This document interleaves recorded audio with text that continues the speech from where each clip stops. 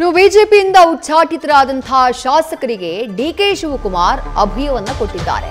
ಶಾಸಕರಾದಂತಹ ಶಿವರಾಮ್ ಹೆಬ್ಬಾರ್ ಹಾಗೆ ST ಸೋಮಶೇಖರ್ಗೆ KPCC ಅಧ್ಯಕ್ಷ DK Shivakumar ಅಭಯವನ್ನ ನೀಡಿದ್ದಾರೆ. ಉಚ್ಚಾಟನೆಗೊಂಡ ಉಭಯ ಶಾಸಕರ ಜೊತೆಗೂ ಡಿಕೆಶಿ ಮಾತುಕತೆ ನಡೆಸಿದ್ದಾರಂತೆ.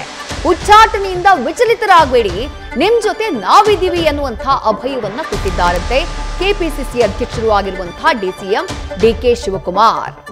ಪಕ್ಷ ವಿರೋಧಿ ಚಟುವಟಿಕೆಯ ಹಿನ್ನೆಲೆಯಲ್ಲಿ ಶಿವರಾಮ್ ಹೆಬ್ಬಾರ್ ಹಾಗೆ ಎಸ್ಟಿ ಸೋಮಶೇಖರ್ ಅವರನ್ನ 6 ವರ್ಷಗಳ ಕಾಲ ಪಕ್ಷದಿಂದ ಉಚ್ಚಾಟನೆ ಮಾಡಿ ಆದೇಶವನ್ನ ಬಿಜೆಪಿಯ ಕೇಂದ್ರೀಯ ಶಿಸ್ತು ಸಮಿತಿ ಹೊರಡಿಸಿತು.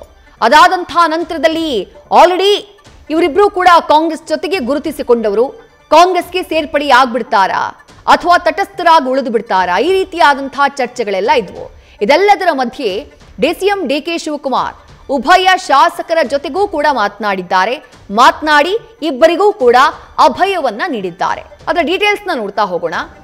ಈ ಉಚ್ಚಾಟನೆಯ ಬೆಳವಣಿಗೆಯಿಂದ ನೀವು ಯಾವುದೇ ಕಾರಣಕ್ಕೂ ವಿಚಲಿತರಾಗೋದು ಬೇಡ.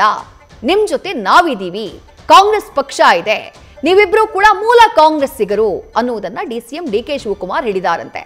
ಯಾಕಂದ್ರೆ ಇಬ್ರು ಕೂಡ ಈ ಹಿಂದೆ ಕಾಂಗ್ರೆಸ್ಗೆ ದ್ರೋಹವನ್ನ ಮಾಡಿ ಬಿಜೆಪಿಗೆ ಸೇರ್ಪಡೆಯಾಗಿದ್ರು, ಇಲ್ಲಿ ಮಂತ್ರಿಗಳಾದ್ರು. ಅದಾದಂತಹ ನಂತರದಲ್ಲಿ ಈಗ ಬಿಜೆಪಿಯಿಂದ ಅಂತರ ಕಾಯ್ದುಕೊಂಡು ಆ ನಂತರ ಉಚ್ಚಾಟನೆಯಾಗಿ ಈಗ ಮತ್ತೆ ತಟಸ್ಥ ನಿಲುವಿಗೆ ನಿಂತಿದ್ದಾರೆ.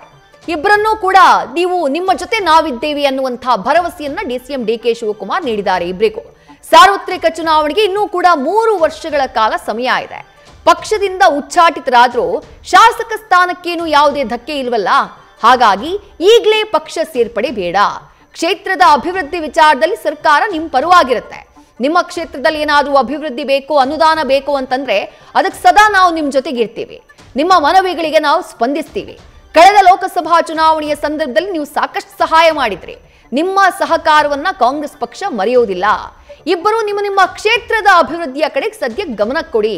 ಈಗ ನಿಮ್ಮ ಕ್ಷೇತ್ರದ ಅಭಿವೃದ್ಧಿಯತ್ತ ಮಾತ್ರ ಗಮನ ಕೊಡಿ.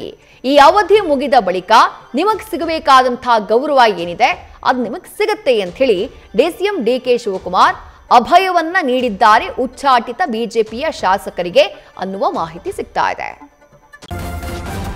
ನ್ಯೂಸ್ ಫಸ್ಟ್ ನಿರ್ಭೀತಿಯಿಂದ ನಿಮ್ಮ ಪರವಾಗಿ.